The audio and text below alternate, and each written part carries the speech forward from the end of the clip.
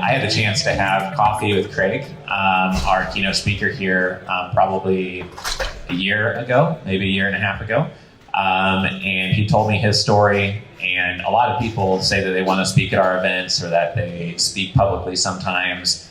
And sometimes those who promote themselves as a public speaker are like traditional motivational speakers, professor types, or someone who wrote a best-selling book that has nothing to do with investments. But I found Craig's story to resonate so much with me and so much with what probably many people here in the room and the 400 people that are streaming this right now need to hear, that I told, probably 36 people about your story. And then we were thinking about, how do I have a really great speaker at the real estate event that can get anywhere close to like what Jeff Hoffman delivered in December, and what would be really impactful for this group. And because of Craig's background and his story, I think you're really going to enjoy his talk. So I don't want to give any away that what he's going to talk about, but I know you're going to enjoy it. So let's welcome Craig up here to the stage.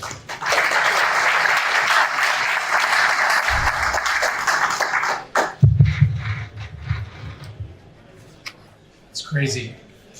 15, 20 people leave after the real estate deal guys are done. And the lead-in from Richard was, hey, every quarter I do something really cool with my family. So my job today is maybe give you 5 to 10 ahas or takeaways. I was fortunate. I wrote a book called Fantastic Life and sold a bunch of copies. I'm rewriting it, so it's going to come out. Fantastic Life Revisited next year.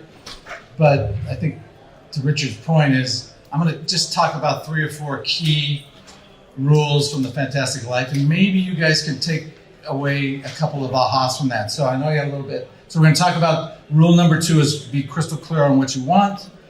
Rule number 3, build your resumes every year, because we've got a bunch of hard drivers in here. And then number 10, stay out of the gap. So we'll talk about that. We're going to roll through those. So be crystal clear on what you want. That's a rule of my life. And it's a rule I focus on, and everybody knows that, but here, how do we really talk about that?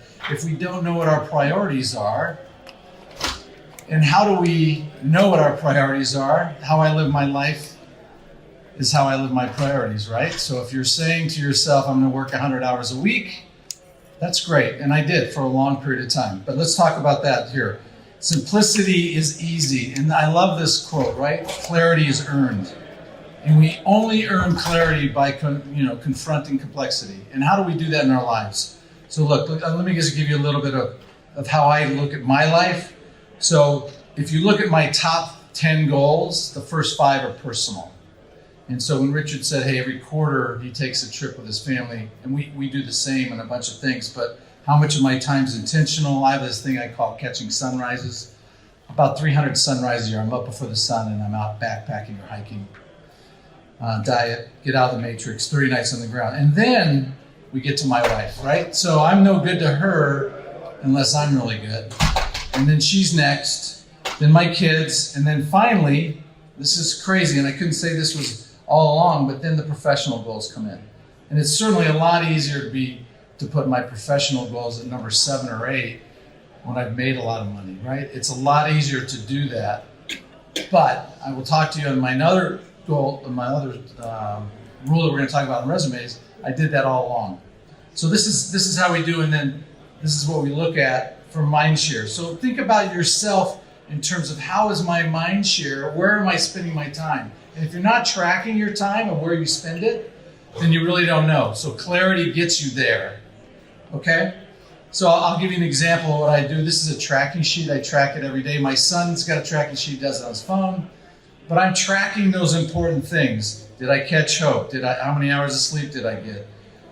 Did I meditate? Did I take a walk? Or how much time did I spend with my wife, kids? Those are the things that I'm tracking right now. And then, these are my kids that I take trips with them all over in the family that we have now.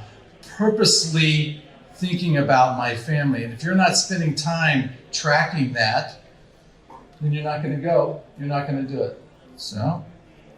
So the hardest thing in the world is simplify your life. It's super hard to do that, right? I think we all can raise our hands and do that. So think about that rule. I want to roll through these really quickly. So the top habit that I would say is the ability every single week to track what you're doing and does it align with what you think you want to do. Did you spend the time with your family? Did you spend the time on yourself? Did you spend the time on your professional life? And if you're not tracking it, that what gets measured gets fixed. And so if you're not tracking it, and again, it's so easy to say up here, but it took me 10 years to really get the tracking system. Now I still change it out. So number one habit. Number two, everybody says it, get up early, right? You got to get up early, get your sleep in, but then get up, get out of bed. So those are two really good habits. But I would tell you that of all the people that I talk to, and I spend time with people on my team, understanding what your rock goals are, really getting inside those on those clarity is going to really help you. All right, let's talk about this, building your resumes. This flows into your question. I think I look at my life in terms of resumes that I have. So I have top priorities, and I turn those into my resume. So every one of my top 5 things, and you saw those on my mind share, here's where I am. I'm first, then my wife, then my kids, and then my business, right? So if I look at that, these are my resumes that I'm trying to build. So if you look at how your personal resume is going to increase, so I have this athletic resume. So, this is my athletic resume over the last 25, 30 years. And every year I'm building that athletic resume. And if I can figure I can add 2 or 3 more things onto it every year, I'm going to be very successful. So I'm now backpacking, but I played professional baseball. I'm in the Taekwondo Hall of Fame. All of these weird things that I've accomplished were set up because I just wanted to build my resume on an annual basis and on a quarterly basis. And you don't have to be, some massive athlete to do cool stuff. It could be as simply I wanted to hike in Australia along the Gold Coast, and just that's an athletic thing that you can do. So my sense is, some people stand up here and go, look, I've got all these really cool athletic. Well, you're the super athlete, and that's not the case.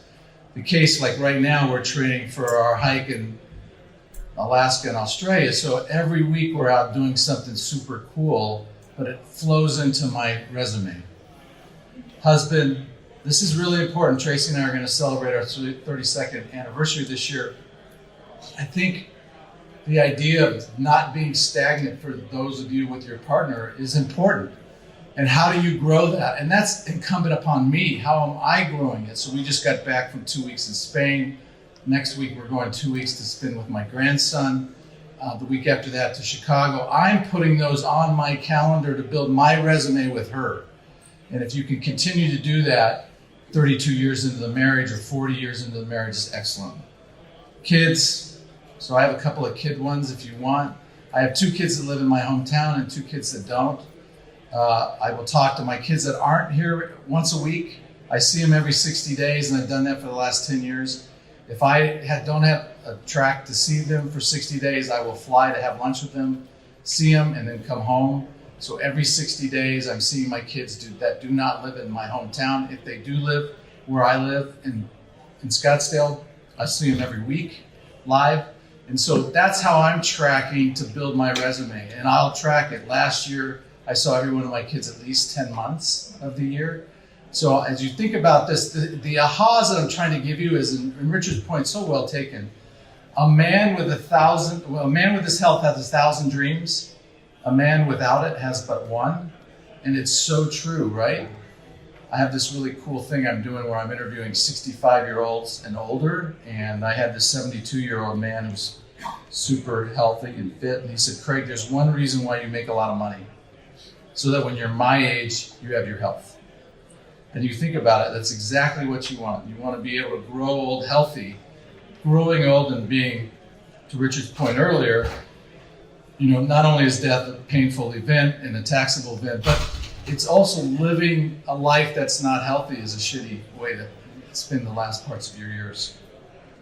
So then we have this, business I just acquired. I'm 60. I've got financial independence. I just acquired a business. Why? Because I want to continue to grow.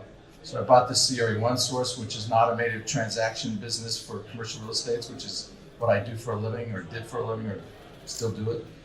So here I am, 61 years old, and rolling the dice again, not because I necessarily want more money, but because I want to continue to grow and I want to build my business resume.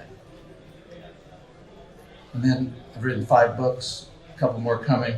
So these are my resumes that I'm growing on. And there's a lot of one-focused champions in my mind. A lot of people like, athletes primarily. You look at them and everybody looks up to them, but they can do one thing really well: shoot a basketball, hit a baseball, run a football. What we're trying to do with A Fantastic Life is to try and build this life that's full. Doesn't have to be 10 different things. Doesn't have to have 5 resumes, but you cannot just have the business resume. And you cannot just have your personal resume, your relationships, community, spiritual, whatever there are. Not segments of, not every year you're going to have a 10 in those. There were some years where we were building a business where you're just spending a ton of time building your business, but you can still move the ball down the road. Even those years where I was really grinding and making money, I was still moving the ball down the road. A couple of questions just to ask yourself: what am I going to do? So if you can get a takeaway today and say, I really want to get clear on what I want to do, and I want to get that clarity in the ways that I want to build my life and my resumes. Third one is the gap. Now here's where the world kind of hits you. And this is, I think, the story that Richard wanted me to tell you. There's a huge difference between me telling you, get super clear on what you want, build your resumes every year, and what really happens in the real world out in real life, right? We all have deals we want to sell, and sometimes they don't get funded. The gap is the space between where you are today and where you want to be in the future. There's a difference. Who I am today and who I'm going to be tomorrow, there's a gap, and who I want to be a decade from now is different. So how do you stay out of the gap? So let me just talk about that. There's 2 belief systems, and if you can get this concept out, this is really cool. A takeaway. The first is, if you just think about this, here's the gap, right, between where we are and the ideal. And think about the ideal as the horizon. Think about where you want to be as the horizon. And what is the horizon? Every time you drive to that damn horizon, what happens? It moves. And it keeps moving. So who you want to be, and I think there's a great YouTube out if you want to listen to Matthew McConaughey when he talks about, he won his Academy Award. He said, I thought about who I want to be 10 years down the road, and I want to be me. I want to continue to be me, and then 10 years down the road. He's talking about this horizon, this ideal. And what happens for the gap is when we measure who we are today against who we think we ought to be in the future. There's this huge gap, and it's super negative. And I got to tell you, it doesn't mean that I get out of the gap when I tell you this concept. It just means I understand it. I can get out of it very much quicker. So the difference between the ideal and actual, here's the gap, right? If you can't read it, in your mind, you're going to be a failure because in the future, you're perfect. I can tell you my gap right now, I got a shit ton of hair, right? Super lean, about $1.75, right? 18-inch biceps, pretty cool. I don't have those. Something's wrong, right? There's always something wrong because the ideal is perfect. And it's, we do the gap 1,000 times. It's not only for us, it's how we project. I've raised 4 kids and, we're always projecting on our kids and our spouse and our partners and our business relationships. It's always that way. This is not life, and this will never be it. If you're measuring yourself against your ideal, you're gonna screw up your life. Now there happens to be, and that's failure and disappointment, but there happens to be another way to do that. We call it the game, and it's when you measure the ideal, the actual versus goals. This is why we set goals. We want to use the ideal as a directional tool.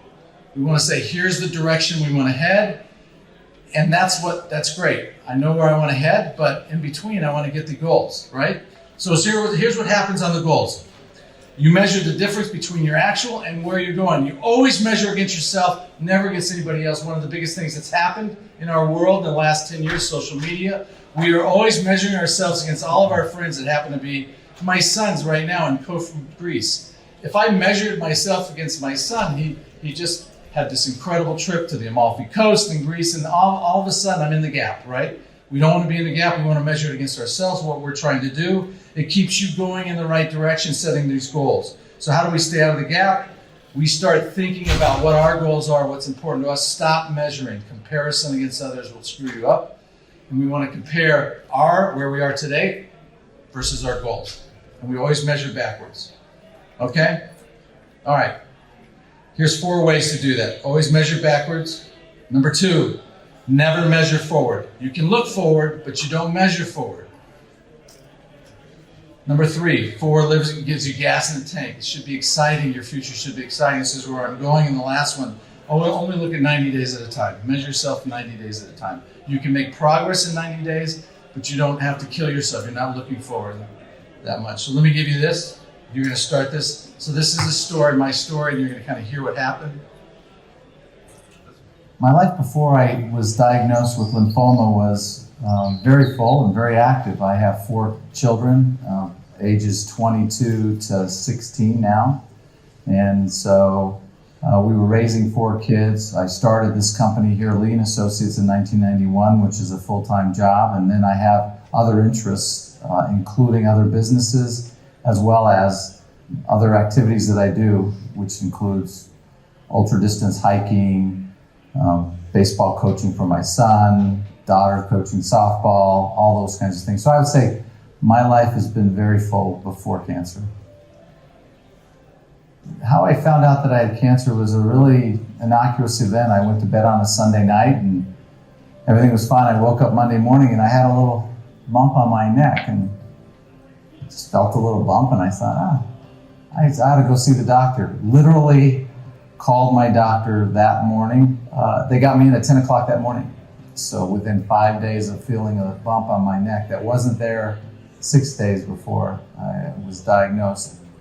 You know, this is just another hurdle, another detour in my life, and I really wanted to make sure I got to the best care that I could. I wanted to make sure that I had multiple diagnoses, so I was in the right frame of mind.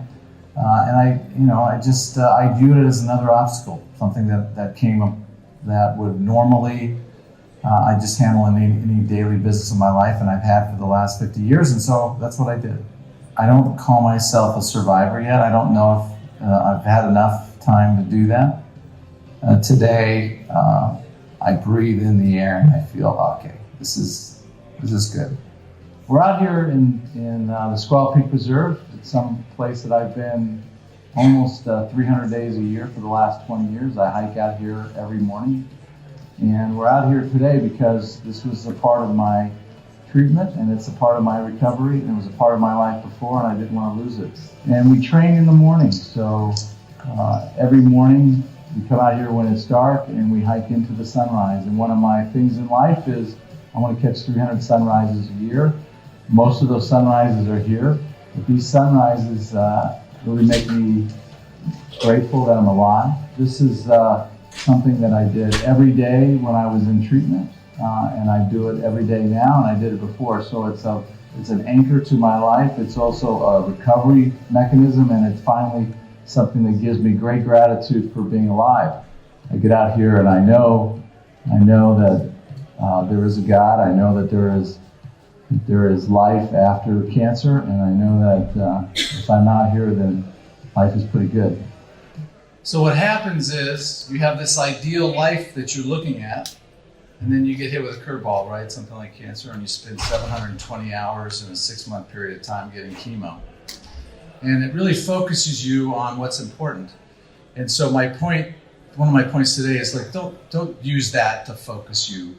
Don't use me, or use me, but you don't have to do that. Right? You're getting some tips today to do that. Like how do we stay out of the gap, measure against ourselves? How do we track our lives? What do we do for that? So here's my plan. It looked pretty damn good. It was really smooth. And then kind of here's what happened, and then, and raising 4 kids, got a lot of that happening too. And so it's pretty cool. And I think as I look back, my cancer was in 2014. I'm almost 9 years clear now. And so I look back and what did it change? People ask me all the time, what was the big change? And I think it's this idea of the journey. You hear that, you read it, but the journey is the process, right? And so how do we on a daily basis get into that? So I wanted to share the last story with you. I have mentioned a couple times about 300 sunrises a year, and I catch those. So here's a few sunrises. This is the Grand Canyon. I've spent almost 9 months of my life living in the Grand Canyon. I I'm there every year, a couple of times a year. Here's a photo that I took on a sunrise.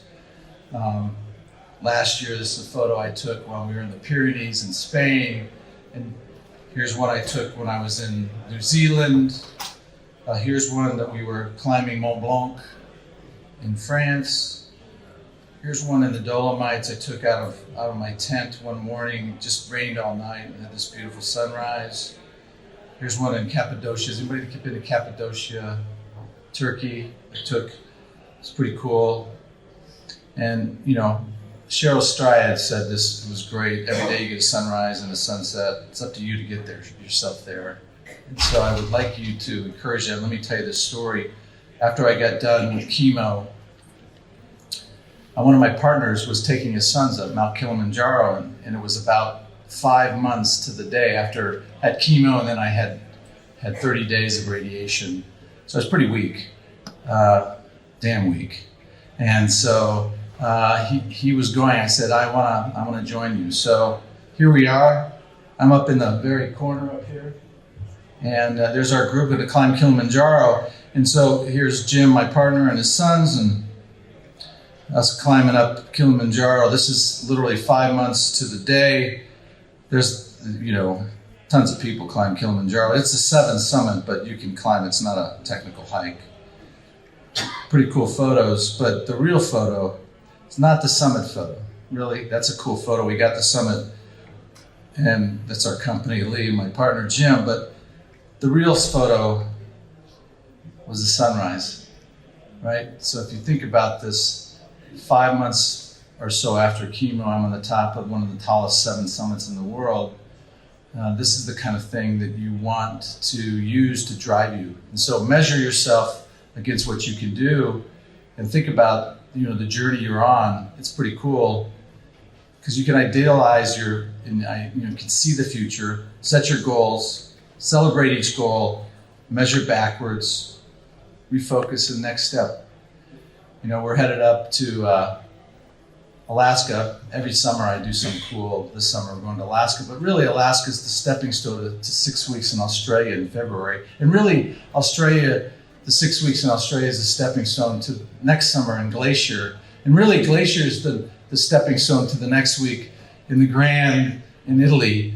So because each time, you know, we always say, when's the best time to plan your next hike? It's before you've done the next hike. And so I'd like you to think about that. Stay out of the gap a little bit. I appreciate your time. Any questions? Got a little bit of time.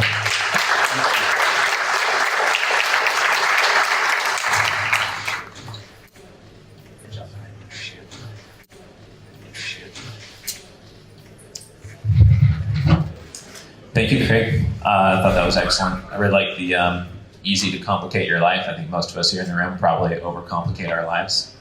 And, you know, be super clear on what you want. But the most important reason I wanted to have Craig here today is that why wait? You know, many of us maybe have gone through a period where you're sleeping 4 hours a night and just working like crazy and having 6 shots of espresso a day and just working super hard. But, you know, why wait until you get diagnosed with cancer to focus on what's really important and what you should be spending your time on, and simplifying on what's most important to you and your family?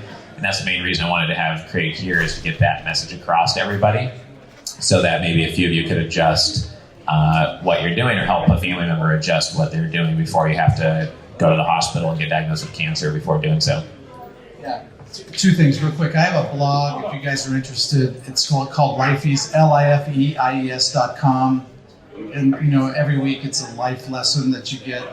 So it's simple. If you want to sign up for it, just go Google Lifeys.com. And then to your point, I did write a little book. If you saw one of those, to your friend, I wrote a book on what's next when somebody gets diagnosed with cancer.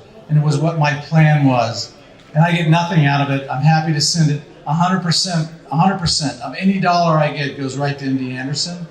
So there's no profit to me. I spend, the dollars are mine. So if you want to reach out to me through Richard, I'm happy to send it to your friend. And if anybody else has that, you can buy it on Amazon, but just know that if I get it, the money doesn't come to me.